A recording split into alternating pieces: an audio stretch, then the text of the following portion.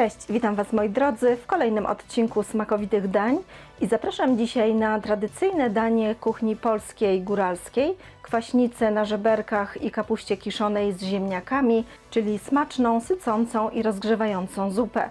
Zapraszam do oglądania filmu. Składniki: opłukane i osuszone surowe żeberka kroimy na mniejsze kawałki z 1-2 żeberkami. Tak samo postępujemy z wędzonymi żeberkami.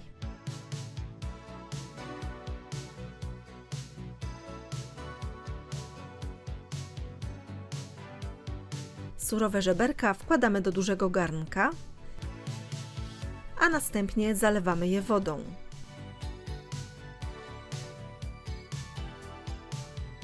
Dodajemy sól i gotujemy około 30 minut. Po tym czasie do wywaru dodajemy wędzone żeberka, liście laurowe, ziele angielskie, suszone grzyby, kminek, czarny pieprz oraz suszony majeranek. Całość gotujemy około 30 minut. Następnie do zupy dodajemy marchewkę, pietruszkę, kawałek selera, opieczoną cebulę, czosnek oraz kapustę kiszoną razem z sokiem. Wszystko gotujemy około 20-30 minut do momentu, aż kapusta i mięso będą miękkie. Tak przygotowaną kwaśnicę podajemy z ugotowanymi ziemniakami. Po więcej pysznych przepisów zapraszam na mój kanał Smakowite Dania oraz na stronę smakowitedania.com.